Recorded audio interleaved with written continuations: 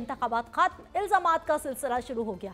Election की शफाफियत पर सवालात उठना शुरू हो गए हैं। इंतखाबात के बाद मुख्तलिफ जमातों की प्रेस कॉन्फ्रेंसेस का सिलसिला जारी है। कहीं खुशी का समा है और कहीं शिकवे शिकायतें शुरू हो गई हैं।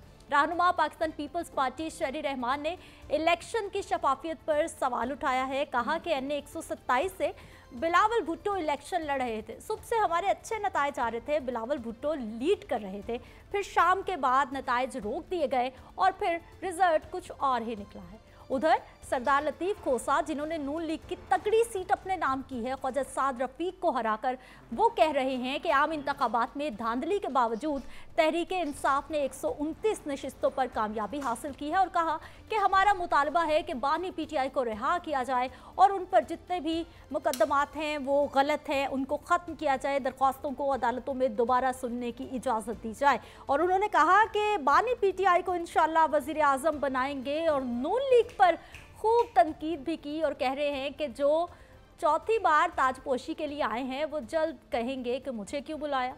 आगे बढ़ते हैं जी।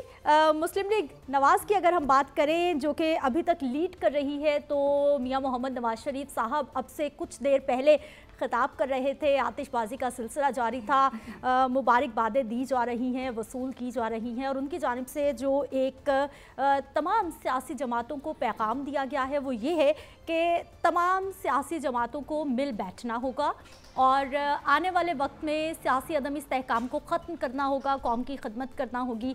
और उन्होंने तमाम सियासी जमातों के जो नुमाइंदगान हैं, जो लीडरान हैं, उनको पेशकश की है कि मिल बैठे और कुछ पाकिस्तान का सोच लें। तमाम सूरत हाल पर, इलेक्शन पर, अब तक की सिचुएशन पर और आने वाले वक्त के लिए क्या देख रहे हैं, कितनी बेहतरी, कितनी आसानी पाकिस्तान के हक़ में हो सकती है, हम बात करेंगे जी। हमारे मेहमान हमारे साथ मौजूद हैं। डॉक्टर सईद इलाही साहब हैं, एनालिस्ट हैं, इस प्रोग्राम में आपको खुश आमदीद कहते हैं। नुमाइंदा लाहौर न्यूज़ ज़ैनुल आबिदीन हमारे साथ मौजूद हैं, आपको खुश आमदीद कहते हैं। अब्दुल्ला मलिक साहब हैं, एनालिस्ट हैं, इस प्रोग्राम में आपको भी खुश आमदीद कहते हैं।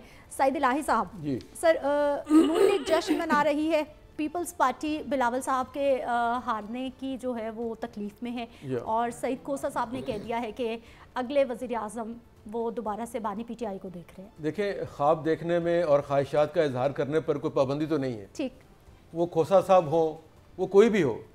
तो दूसरी बात आपने भी कही है कि तकरीर की है मियाँ नवाज शरीफ साहब ने, मेरे ख्याल में उन्होंने एक मफाहमत का हाथ बढ़ाया सबकी तरफ और शायद उनका इशारा कौमी हुकूमत की तरफ है कि कौमी हुकूमत तश्कील दी जाए जिसमें तमाम पार्टीज शामिल हो जाएं और एक नए सफ़र का आगाज़ किया जाए जिसमें मुल्क की बिगड़ती हुई मईशत, सेहत, तालीम और दीगर जो अहम मसाइल हैं वो तब तक हल नहीं होंगे जब तक सब यकजा नहीं हो जाएंगे। और ये जो इल्ज़ामात हैं धांधली के, ये हारने वाला लगाता है और जीतने वाला ठुकराता है। तो ये हमारी एक तारीख है। तो मेरा ख्याल है ये 2-4 दिन का शोर है जो लोग, कुछ लोग कोर्ट में जाएंगे, कुछ स्टे लेंगे, जैसे आज सलमान राजा साहब ने जी हाँ उन्होंने एक केस कर दिया। इस तरह और बहुत से लोग अदालतों में जाएंगे, उसका एक प्रोसीजर मौजूद है कि इलेक्शन कमीशन में जाएंगे, अदालतों में जाएंगे। लेकिन अभी मैं समझता हूँ कि इस वक्त तक जो नतायज आ रहे हैं उसमें जो मुतवक्को थे नतायज, उसमें थोड़ी बहुत तब्दीली तो हुई है, लेकिन मजमूई तौर पर जैसे लाहौर में पहले भी तकरीबन 9-10 सीटें थी PMLN की, अब भी उतनी हैं। और इस तरह KP में पिछले इलेक्शन में PMLN की 4 सीटें थी, 5 हो गई हैं। PTI की सीटें बढ़ गई हैं पंजाब में और KP में उनकी पहले ही मेजॉरिटी है। तो इस वक्त मेरा ये ख्याल है कि सवाए जो हमारा एक खाका था इलेक्शन से पहले कि KP में PTI की हुकूमत होगी, पंजाब में PMLN की होगी, सिंध में पीपल्स पार्टी की होगी, बलूचिस्तान में एक कोalition होगी, तो तकरीबन उसी तरह के रिजल्ट आए हैं और उस तरह की हुकूमतें ही बनेगी। तो ये मेरा ख्याल में अच्छी बात है। और वो जो कहते हैं तख्त लाहौर जी, तो तख्त लाहौर तो फिर नवाज शरीफ के हाथ ही आ गया है और वहाँ पे उन्होंने अपनी बर्तरी साबित की है। और दूसरी बात यह कि अगर धांधली होती तो साद रफीक ना हारते। इस तरह और बड़े बड़े जो हमारे बड़े अहम लीडर थे PMLN के, वो शिकस्त खा गए। तो इसका मतलब है इलेक्शन सही हुआ है। बड़े बड़े और लीडर भी, यानी नवाज शरीफ साहब खुद मनसरा से हार गए, इस तरह और बहुत से लोग हारे। तो मेरा ये ख्याल है कि इलेक्शन मजमूई तौर पर शफाफ और ईमानदाराना तरीके से हुए हैं, लेकिन उस पर एतराज़ात बरकरार रहेंगे। उसकी 2 वजह हैं। एक तो ये कि कल सुबह जो नेटवर्क बंद कर दिया गया, दूसरा जो इलेक्शन के रिजल्ट हैं उनमें ताखीर जो है वो एक बायस बन रही है शकूक व शुबहात का। अभी शहरी रहमान की आप बात कर रही थी, तो उन्होंने कहा कि जी बिलावल भुट्टो साहब जीत रहे थे।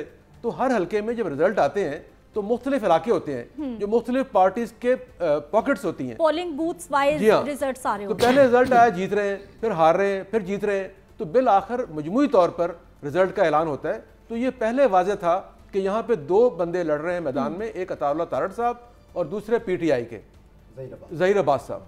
तो उनके दरमियान मुकाबला था और बिलावल साहब के बारे में कई दिन से ये राय थी कि वो नंबर 3 पे ही रहेंगे, क्योंकि उनकी जो वहाँ पे कंपेन थी वो सिस्टमेटिक नहीं थी।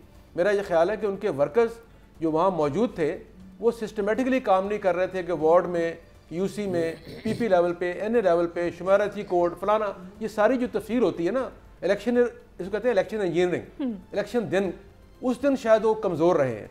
हालांकि आपको लग रहा है कि कोई प्लानिंग ठीक नहीं रही, उन्होंने ठीक से प्लान नहीं किया, और फिर अगर प्लान ठीक था तो उस पर इम्प्लीमेंटेशन ठीक से नहीं हो पाया? देखिए, एक तो वो खुद यहाँ मौजूद नहीं थे, एक दो दफ़ा आए, और जो लोग वहाँ काम कर रहे थे वो भी वो लोग हैं जो कई दफ़ा लाहौर में शिकस्त खा चुके हैं और उनका वोट बैंक बहुत कम था। दूसरा, उनकी मुहिम जो थी वो कोई जोर आवर नहीं थी।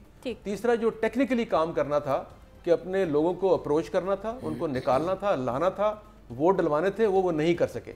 और तीसरा ये कि कोई बड़ी बरादरी जो थी वो इस दफ़ा उनको सपोर्ट नहीं कर रही थी। जैसे उनके मुखालफिन को मुख्तलिफ बरादरियाँ सपोर्ट कर रही थी जो उस हल्के में मौजूद है। इस हल्के में कुछ थोड़ा शहरी हल्का भी है और दही हल्का भी है, तो इसलिए दही हल्के में जो बरादरियाँ थी उन्होंने भी बड़ा अहम किरदार अदा किया है। ज़ैनुल आबिदीन, कहीं खुशियाँ मनाई जा रही हैं, कहीं शिकवे शिकायतें हैं, और जो नवाज शरीफ साहब ने कहा कि सारी सियासी जमातों को मिल बैठना होगा, और ख़ास तौर पर जो सियासी अदम इस्तेहकाम है, उन्होंने कहा कि ख़त्म होने में अभी 10 साल लगेंगे। शुक्रिया सिद्रा मुनीर। सबसे पहले तो डॉक्टर सईद अली साहब और मलिक साहब ये दोनों बड़े अच्छे से जानते हैं, आपका भी बड़ा तजर्बा है कि मियां नवाज शरीफ साहब ऐसी जो ऑफ़र्स हैं वो पहले भी कर चुके हैं। 2013 का जो इलेक्शन रिज़ल्ट है वो याद कर लें, यही बालकनी थी, इसी जगह पे जब वो बात की गई थी कि हमें बैसाखियों की ज़रूरत नहीं है, तो तब भी यही पेशकश की गई थी। लेकिन मेरी ज़ाती ये ख्वाहिश है कि मुल्क को आगे बढ़ाने के लिए तमाम सियासी जमातों को मिलजुल कर काम करना चाहिए।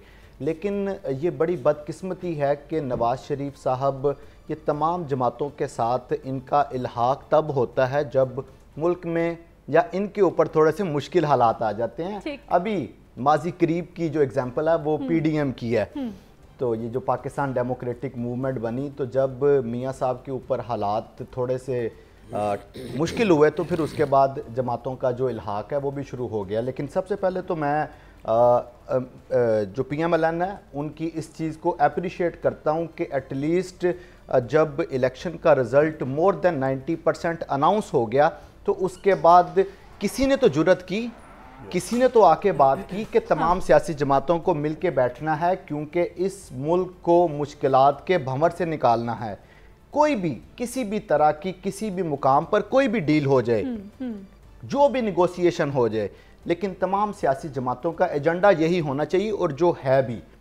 अब उसमें जहाँ पे मियाँ नवाज शरीफ साहब ने जो कहा था PMLN के, उन्होंने आज़ाद उम्मीदवारों को मुखातब किया, इसके साथ साथ जो उनके सियासी मुखालफीन हैं उनको मनाने का जो मैंडेट है वो भी साबिक वज़ीर आज़म शहबाज शरीफ को सौंप दिया, जिसमें उन्होंने कहा कि आसिफ अली जरदारी साहब से मुलाकात का टास्क दिया है। और अभी इस तरह की जो खबरें हैं वो भी गर्दिश करना शुरू हो चुकी हैं कि मे बी आज या कल में आसिफ अली जरदारी और बिलावल भुट्टो लाहौर आएँ। तो जो माहौल है वो बनना शुरू हो गया है। इसका अगर ज़राए कह लें या कड़ी के साथ कड़ी जोड़ लें तो ये भी हो सकता है कि बैकडोर जो राब्ते थे वो पहले से मौजूद थे, चल रहे थे। हाँ, लेकिन इस वक्त जो भी सियासी पार्टी है उसके लिए सबसे बड़ा जो ख़तरा है वो ये आज़ाद उम्मीदवार हैं, क्योंकि हर जगह से वही लीड कर रहे हैं, खा वो कौमी असम्बली है या पंजाब की असम्बली है।